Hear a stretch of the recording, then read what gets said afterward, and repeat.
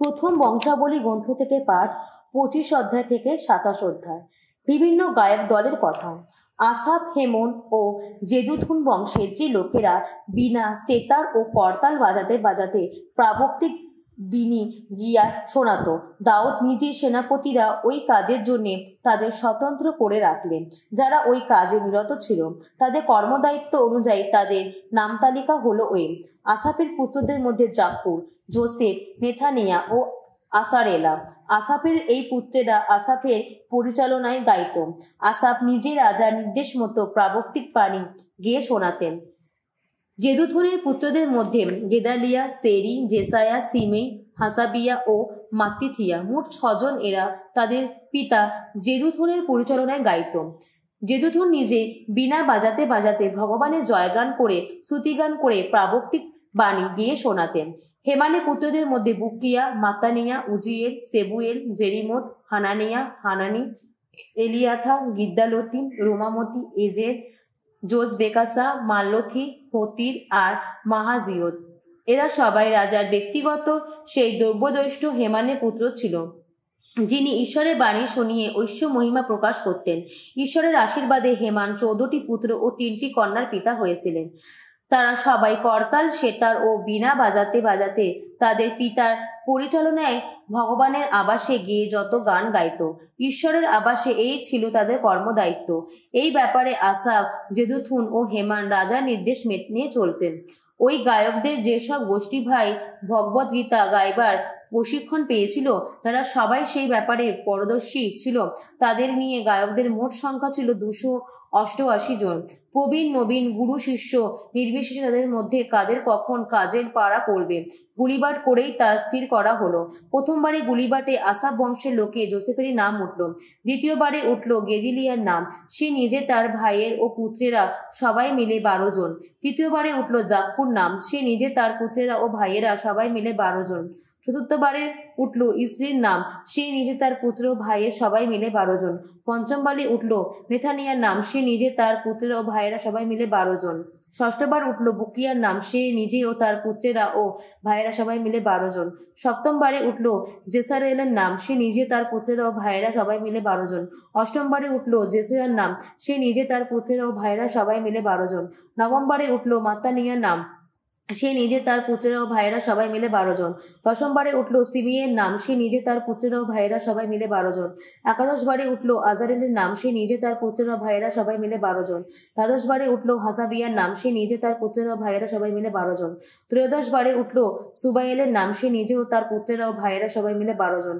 চতুর্দশবারে উঠল মাত্থাতিয়ার নাম, সে নিজে, তার পুত্রেরা ও ভাইয়েরা সবাই মিলে 12 জন। পঞ্চদশবারে উঠল জেরেমোতার নাম, সে নিজে, তার পুত্রেরা ও ভাইয়েরা সবাই মিলে 12 জন। ষোড়শবারে উঠল হানানিয়ার নাম, সে নিজে, তার পুত্রেরা ও ভাইয়েরা সবাই মিলে 12 জন। সপ্তদশবারে উঠল জোসবেকাসার নাম, সে নিজে, তার পুত্রেরা ও ভাইয়েরা সবাই মিলে 12 জন। অষ্টাদশবারে উঠল হানানির নাম, সে নিজে, তার ও পুত্রেরা ভাইয়েরা সবাই মিলে 12 জন। 19বারে উঠল মাল্লথির নাম, সে নিজে, তার পুত্রেরা ও ভাইয়েরা সবাই মিলে 12 জন। 20বারে উঠল এলিয়াথার নাম, সে নিজে, তার পুত্রেরা ও ভাইয়েরা সবাই মিলে 12 জন। 21বারে উঠল হতিথিরের নাম, সে নিজে, তার পুত্রেরা ও ভাইয়েরা সবাই মিলে 12 জন। দ্বাদশবারে উঠল গিদ্দালতির নাম, সে নিজে, তার পুত্রেরা ও ভাইয়েরা সবাই মিলে 12 জন। ত্রয়োবিংশবারে উঠল মাহাজিয়তের নাম, সে নিজে, তার পুত্রেরা ও ভাইয়েরা সবাই মিলে 12 জন। চতুর্বিংশবারে উঠল রোমামতি এজরের নাম, সে নিজে, তার পুত্রেরা ও ভাইয়েরা সবাই মিলে 12 জন। এবার দ্বারক্ষীদের কর্মবিভাগ প্রসঙ্গে কথা বলছি। কোরাহ বংশীয় লোকেদের মধ্যে ছিল কোরের পুত্র মেসেলেমিয়া, সে ছিল আসাফের পৌত্রদের একজন। মেসেলেমিয়ার পুত্র ছিল এরা: জ্যৈষ্ঠ জাখরীয়, দ্বিতীয়টি জেদিয়ালের, তৃতীয়টি জেবাদিয়া, চতুর্থটি জাতনিয়েল, পঞ্চমটি এলাম, ষষ্ঠটি জেহাহানাম, সপ্তমটি এলি হইনাই। ওবেদ এদোমের পুত্র ছিল এরা: জ্যেষ্ঠটি সেমায়া, দ্বিতীয়টি জেহোজাবাদ, তৃতীয়টি জোহাও, চতুর্থটি শাখার, পঞ্চমটি নেথানেল, ষষ্ঠটি আমিয়েল, সপ্তমটি ইসাখার, অষ্টমটি পেহুথেলাই। ঈশ্বর তো তাকে আশীষ ধন্য করেছিলেন। তার পুত্র সেমায়া এমনই পুত্রদের পিতা হলো নিজেদের গোত্রে যারা নেতৃজন ছিল, কেননা তার ছিল বিশেষ কর্মদক্ষ মানুষ। সেমেয়ার পুত্রদের নাম অতনি, রেফায়েল, ওবেদ ও এলিজাবাদ। তার দুই ভাই ছিল এলিহু ও সেমাখিয়া। এরা কর্মদক্ষ মানুষ ছিল। তারা সবাই ওবেদ এদোমের বংশধর ছিল। তারা এবং তাদের যত পুত্র ও ভাই সবাই ছিল কর্মদক্ষ মানুষ, নিজেদের দায়িত্ব পালনের সুযোগ্য মানুষ। ওবেদ এদোমের সেই বংশধরদের মোট সংখ্যা ছিল ৬২ জন। মেসেলেমিয়ার সবসুদ্ধ ১৮ জন পুত্র ও ভাই ছিল। সবাই ছিল কর্মদক্ষ মানুষ। মেরারি বংশের মানুষ হোসর পুত্র ছিল এরা। সিমরি জ্যেষ্ঠ পুত্র না হলেও সে বংশপতি ছিল। তার পিতাই তাকে বংশপতি করেছিল। দ্বিতীয়টি হিলকিয়া, তৃতীয়টি তেবালিয়া, চতুর্থটি জাখরীয়। হোসার পুত্রদের ও ভাইদের মোট সংখ্যা ছিল ১৩ জন। দ্বাররক্ষীদের শীর্ষ ব্যক্তিদের কথা বিবেচনা করেই তাদের নানা দলে বিভক্ত করা হলো। তাদের গোষ্ঠী ভাইদের মতোই তাদেরও পালা করে ভগবানের আবাসে নিজেদের কর্মদায়িত্ব পালন করতে হতো। কোনো প্রবেশদ্বারের ভার প্রবীণ নবীন নির্বিশেষে কার বংশে লোকেদের হাতে দেওয়া হবে গুলিবাট করেই তা স্থির করা হলো। গুলিবাটের ফলে পূবের প্রবেশদ্বারের ভার পড়ল সেলেমিয়ার হাতে। গুলিবাট করে দেখা গেল তার পুত্র জাকারিও পেয়েছে উত্তরের প্রবেশদ্বারেরই ভার। সে সুবিবেচক এক পরামর্শদাতা ছিল। ওবেদ এদোমের ওপর পড়ল দক্ষিণের প্রবেশদ্বারের ভার, আর তার পুত্রদের ওপর পড়ল সেখানকার ভাণ্ডার ঘরগুলির ভার। সুপ্রিম আর হোসার ওপর পড়ল পশ্চিমের প্রবেশদ্বারের ভার, আর সেই সঙ্গে চড়াই পথে সাল্লেক্ষেত প্রবেশদ্বারের ভার। একটি ঘাঁটি আর একটি ঘাঁটির সামনাসামনি ছিল। পূব দিকে ৬ জন লেবীয় মোতায়েন থাকত। উত্তর দিকে প্রতিদিন ৪ জন থাকত। দক্ষিণ দিকে প্রতিদিন ৪ জন থাকত। ভাণ্ডার ঘরগুলিতে ২ জনের ২টি দল থাকত। পশ্চিম দিকে পারবার নামক নির্মিতিতে চড়াই পথে ৪ জন মোতায়েন থাকত, আর পারবার নির্মিতিতে থাকত ২ জন। এই তো ছিল কোরাহ বংশীয় ও মেরারি বংশীয় দ্বাররক্ষীদের কর্মবিভাগ। তাদের অন্য লেবীয় ভাইদের হাতে ছিল ঈশ্বরের আবাসের বিভিন্ন কোষাগারের ভার এবং পবিত্র সবকিছুর বিভিন্ন ভাণ্ডারের ভার। এদের মধ্যে ছিলেন লাদানের বংশধরেরা, অর্থাৎ জেহিয়েল বংশের মানুষেরা। লাদানের বংশধর হিসাবে এরা গেরশোন গোত্রেরই মানুষ ছিলেন। এরা গেরশোন গোত্রীয় লাদানের বংশধরদের প্রধান ছিলেন। জেহিয়েলের ২ পুত্রের অর্থাৎ জেথাম ও তার ভাই জয়ালের হাতে ছিল ভগবানের আবাসের বিভিন্ন কোষাগারের ভার। আমরা মিসাহার, হেব্রন ও উজ্জিয়েলের বংশীয়দের মধ্যে মসির পুত্র গেরশোমের বংশধর সেবুয়েল প্রধান কোষাধ্যক্ষ ছিলেন। তার জ্ঞাতি ছিলেন এরা: এলিয়েজারের পুত্র রেহাবিয়া, রেহাবিয়ার পুত্র জেসয়া, জেসুয়ার পুত্র জোরাম, জোরামের পুত্র জিক্রি ও জিক্রির পুত্র সেলিমিত। রাজা দাউদ বংশপতিরা, সহস্রপতিরা, শতপতিরা এবং অন্যান্য সেনানায়কেরা যে সমস্ত বস্ত্র নিবেদন করেছিলেন, সেলিমিত ও তার জ্ঞাতি ভাইদের হাতে ছিল পবিত্র সেই সবকিছুর বিভিন্ন ভাণ্ডারের ভার। যুদ্ধে লণ্ঠিত সবকিছুরই ওই অংশটি ভগবানের আবাসে ব্যয় বহনের জন্যই নিবেদন করা হয়েছিল। তেমনটি দৈবদ্রষ্টা সামুয়েল কিসের পুত্র সৌল, নেরের পুত্র আবনের এবং সেরুয়ার পুত্র জয়ার যা কিছু নিবেদন করেছিলেন, কিংবা অন্য কেউ যা কিছু নিবেদন করেছিলেন, তাও ওই সবই সেলোমিত ও তার জ্ঞাতি ভাই জিম্মায় রাখা ছিল। ইসিহার বংশীয়দের মধ্যে কেনানিয়া ও তার পুত্রেরা ইসরায়েল রাজ্যে বিশেষ কর্মচারী ও বিচারক ছিলেন। তাদের হাতে ছিল পুণ্যালয়ের বাইরে যত ব্যাপারে নিষ্পত্তির ভার। হেব্রনের বংশীয়দের মধ্যে হাসাবিয়া ও তার গোত্র ভাইয়েরা মোট ১৭০০ কর্মদক্ষ মানুষ জর্দন নদীর পশ্চিম দিকের এলাকায় ভগবত সেবার এবং রাজ সেবার প্রতিটি ব্যাপারে ইসরায়েল পরিদর্শনের কাজ করতেন। হেব্রন বংশীয়দের প্রধান ছিলেন জেরিয়া। দাউদের রাজত্বকালে ৪৪ বছরে হেব্রন বংশীয়দের বংশতালিকা জেনে নেবার জন্য তাদের পিতৃকুল অনুযায়ী কিছু সমীক্ষার কাজ করা হলো। তাদের মধ্যে গিলিয়াদ এলাকার এয়াজের নগরে বিশেষ কর্মদক্ষ বিশেষ কয়েকজনকে পাওয়া গেল। জেরিয়ার গোত্র ভাইয়েরা মোট ২৭০০ বংশপতি কর্মদক্ষ ব্যক্তি ছিলেন।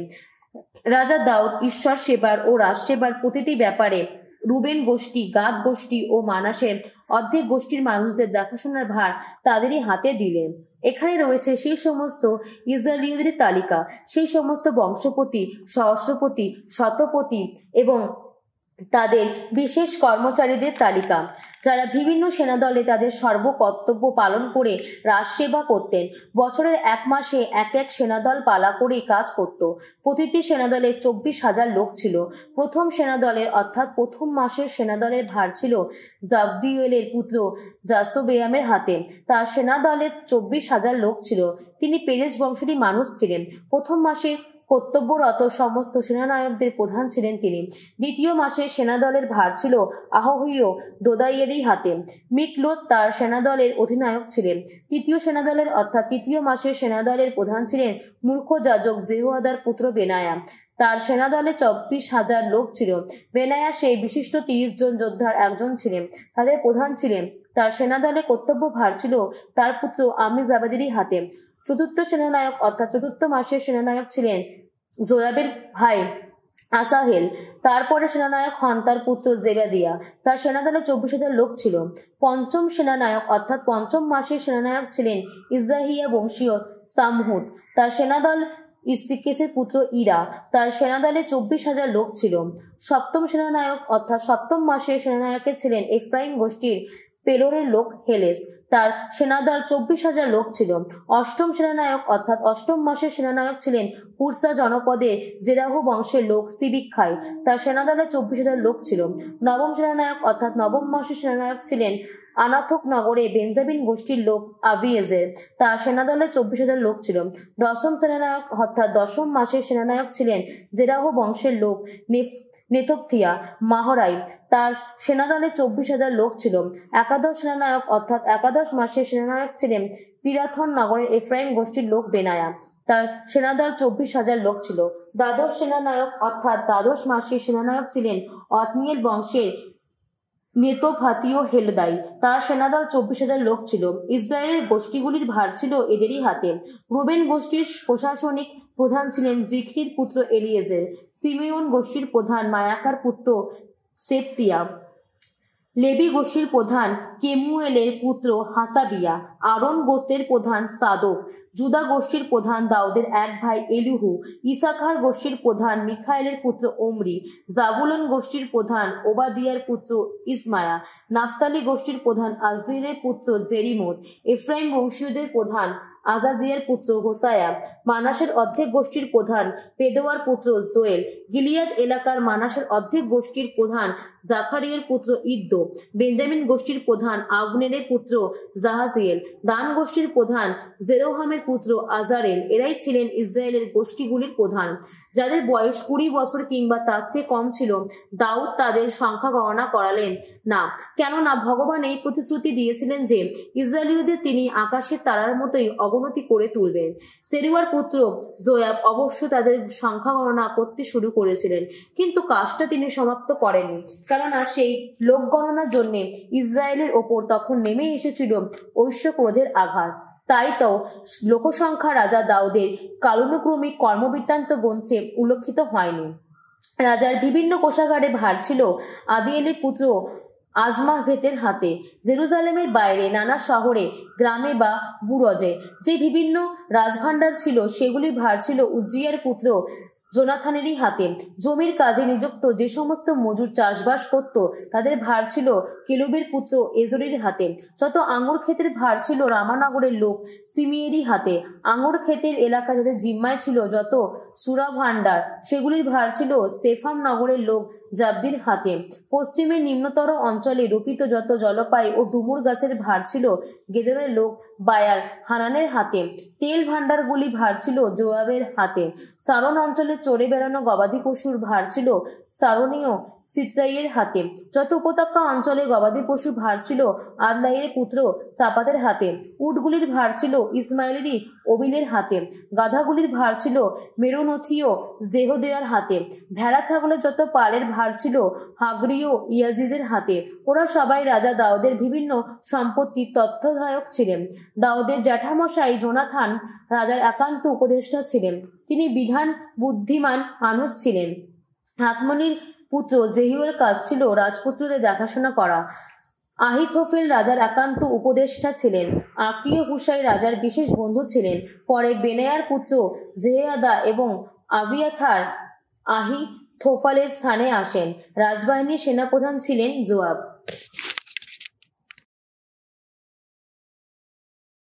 প্রবচন গ্রন্থ থেকে পাঠ, 16 অধ্যায়, 1 থেকে 16 পদ। মানুষের মতো মন কত ভাবনা জাগায়, শেষ কথা কিন্তু ভগবানেরই হাতে।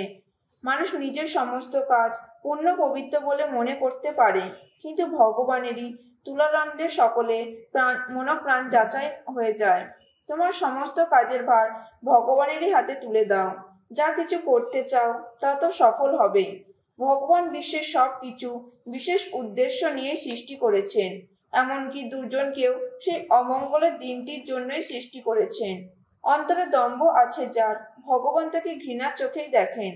এ কথা নিশ্চিন্তে জেনো যে শান্তির হাত থেকে রেহাই পাবে না। ভক্তির পথে বিশ্বস্ত ভাবে চললে পাপের প্রায়শ্চিত্ত করা হয়। অন্তরে ভগবত ভীতি থাকলে মানুষ অধর্ম থেকে দূরে দূরে থাকে। কারোর আচরণে তুষ্ট হলে ভগবান তার শত্রুদেরও মৈত্রীর পথে ফিরিয়ে আনেন। ন্যায়বোধহীন মন নিয়ে প্রচুর আয় করার চেয়ে ধর্মবোধ অন্তর নিয়ে সামান্য সম্পদ ভোগ করাই ভালো। কোন পথে যাবে মানুষ তা মনে মনে চিন্তা করে নেয়, কিন্তু ভগবানই তার পদক্ষেপ চালিত করেন। রাজার মুখ দিয়ে উচ্চারিত হয় কত প্রবুদ্ধ বচন, রায় বিধানে তিনি ন্যায়ভ্রষ্ট হন না কখনো। ন্যায্য দাঁড়িপাল্লা ও নিত্য ভগবানেরই, থলি যত বাটকারা তারই নির্মাণ। রাজা যে কোনো অপকর্ম ঘৃণা করেন। রাজাদের সিংহাসন তো ধর্মিষ্ঠতার শান্তিতেই স্থিত লাভ করে। ধার্মিক মানুষদের কথা শুনে রাজার প্রসন্ন হন। সত্যভাষী মানুষ তো রাজাদের প্রীতির পাত্র হয়। রাজার রুদ্ধ রোষ মৃত্যুর অগ্রদূত হয়। প্রাজ্ঞ মানুষ কিন্তু সেই রোষ শান্তি করে। রাজার প্রসন্ন মুখ জীবনেরই বার্তা বয়ে আনে। তার অনুগ্রহ যেন বসন্তে জল ভরা মেঘ। সোনা পাওয়ার চেয়ে প্রজ্ঞাকে পাওয়াই শ্রেয়, রূপ পাওয়ার চেয়ে বুদ্ধিবিচার পাওয়াই বাঞ্ছনীয়।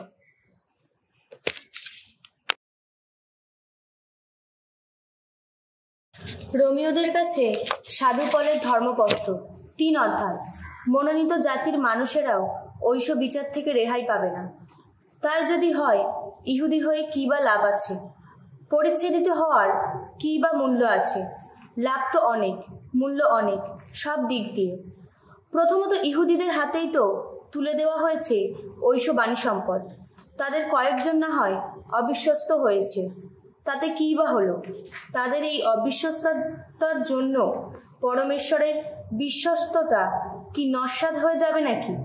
না, কখনোই না। প্রত্যেক মানুষ মিথ্যাচারী হলেও পরমেশ্বর কিন্তু সত্যনিষ্ঠ থাকবেনই। শাস্ত্রে তো লেখাই আছে, তোমার সমস্ত বাণীতেই প্রমাণিত হবে তোমার ধর্মময়তা। বিচারে দাঁড়াতে হলেও জয়ী হবে তুমি। এখন প্রশ্ন, আমাদের অধার্মিকতার ফলে পরমেশ্বরের ধর্মময়তা যদি সত্যি আর স্পষ্টভাবে প্রমাণিত হয়ে থাকে, আমরা কি তাহলে এই কথা বলবো যে আমাদের ওপর ক্রোধের আঘাত হেনে পরমেশ্বর অন্যায় করেন? কথাটা অবশ্য নিতান্ত মানুষেরই মতোই বললাম। না, অমন কথা কিছুতেই বলা চলে না। কেননা পরমেশ্বর তাহলে কি করেই বা জগতের বিচার করতে পারবেন? কেউ হয়তো বলবে, আমার মিথ্যাচারিতার ফলে পরমেশ্বরের সত্যনিষ্ঠা যদি সত্যি আরও স্পষ্টভাবে প্রকাশিত হতে থাকে, আর তাতে যদি তার মহিমা আরও উজ্জ্বল হতে থাকে, তাহলে কোনো যুক্তিতেই বা আমি এখনও পাপী বলে বিচারিত হচ্ছি। কিন্তু তেমন কথার অর্থ কি এই নয় যে সুফল পাবার জন্যে আমরা অবশ্যই কুকর্ম করতে পারি? আমাদের নামে অপবাদ রটিয়ে কয়েকজন লোক এই অভিযোগই আনছে যে আমরা নিজেরাই নাকি অমন কথা প্রচার করছি। ওইসব লোকেরা কিন্তু শাস্তি পাবারই যোগ্য। তাহলে ব্যাপারটা কি দাঁড়াচ্ছে? আমরা ইহুদি যারা, তাদের অবস্থাটা কি কোনো দিক থেকে অন্যদের চেয়ে ভালো নাকি? না, মোটেই নয়। আমরা তো আমাদের অভিযোগ জানিয়ে বলেই রেখেছি যে ইহুদি অনিহুদি সকলেরই পাপের কবলে পড়ে আছে। শাস্ত্রেও তা লেখা রয়েছে। ধার্মিক বলে নেই কেউ, একজনও নেই। কেউই বোঝে না, ঈশ্বরকে পাবার চেষ্টাও করে না। সবাই বিপদে গেছে, একসঙ্গে গেছে অধপাতে। সৎকর্ম কেউই করে না, একজনও নয়। ওদের কণ্ঠগহ্বর যেন হাঁ করা কবর, ওদের রসনায় শুধু ছলনার ভাষা, ওদের ওষ্ঠমূলে কেউটের বিষ, ওদের মুখে তো শুধু অভিশাপ, শুধু কটু কথা। রক্ত ঝরানোর কাজে ক্ষিপ্ত ব্যগ্র ওদের চরণ, যে পথেই যায় ওরা সে পথেই রেখে যায় বিনাশ বিপাক। শান্তির পথ ওরা চেনেনি কখনো, ওদের মনের মধ্যে ঈশ্বরভীতি হায় জাগে না কখনো। আমরা তো জানি বিধান গ্রন্থে যা কিছু বলা রয়েছে তা তাদেরই উদ্দেশ্যে বলা হয়েছে, মসির বিধানের আয়তায় পড়ে যারা। সুতরাং আত্মপক্ষ সমর্থনে কারো কিছু আর বলার থাকছে না। জগতের সকলকেই পরমেশ্বরের বিচারের সামনে দোষী হিসাবে দাঁড়াতে হচ্ছে। মসির বিধান যা যা করতে বলে তা করে তো পরমেশ্বরের দৃষ্টিতে কোনো মানুষ ধার্মিক বলে প্রতিপন্ন হতে পারে না কখনো। আসলে বিধান মানুষকে পাপের সড়ক চিনিয়ে দেয় মাত্র। পরমেশ্বর কিভাবে মানুষের অন্তরে ধার্মিকতা ফিরিয়ে আনেন, আজ কিন্তু সে কথা প্রকাশিত হয়েছে। সেই ধার্মিকতা ফিরিয়ে আনার ব্যাপারে বিধানের কোনো ভূমিকাই নেই, যদিও সেই বিষয়ে বিধান গ্রন্থ ও প্রবক্তাদের বাণী সাক্ষী দিচ্ছে। যারা যীশুখ্রিস্টের প্রতি বিশ্বাসী, পরমেশ্বর তাদের বিশ্বাসের গুণে তাদের অন্তরে ধার্মিকতা ফিরিয়ে আনেন, তাদের সকলেরই অন্তরে।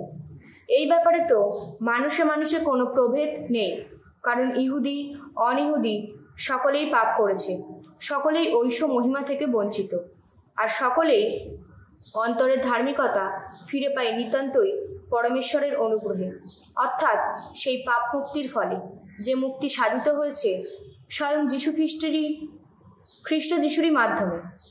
তাকেই তো পরমেশ্বর সকলের সামনে তুলে ধরেছেন সেই প্রায়শ্চিত্ত বলিরূপে, যার প্রাণ বিসর্জনের সাধিত প্রায়শ্চিত্ত মানুষের অন্তরে সার্থক হয়ে উঠবে বিশ্বাসেরই গুণে।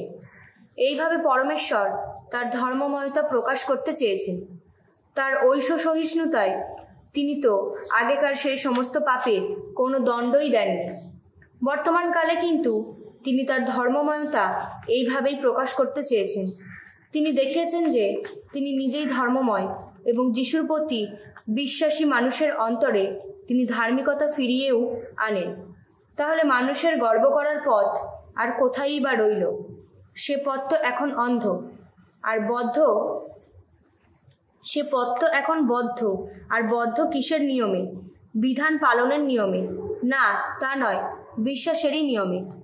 আমরা তো মনে করি যে মানুষ অন্তরের ধার্মিকতা ফিরে পায় বিশ্বাসেরই গুণে। মসির বিধান যা যা করতে বলে তাই করে নেয়। পরমেশ্বর কি শুধু ইহুদিদের ঈশ্বর? তিনি কি বিজাতীয়দের ঈশ্বর নন? নিশ্চয়ই বিজাতীয়দেরও ঈশ্বর তিনি, কারণ পরমেশ্বর তো এক ও অভিন্ন। পরিচ্ছেদিত মানুষের অন্তরে তিনি ধার্মিকতা ফিরিয়ে আনবেন তার বিশ্বাসেরই ফলে, আর তেমনি অপরিচ্ছেদিত মানুষের অন্তরেও তিনি ধার্মিকতা ফিরিয়ে আনবেন তার বিশ্বাসেরই গুণে। এই বিশ্বাসের নামে আমরা কি তাহলে বিধানকে বাতিল করে দিচ্ছি? না, মোটেই তা নয়। আমরা বরং বিধানকে তার যোগ্য আসনেই বসাচ্ছি।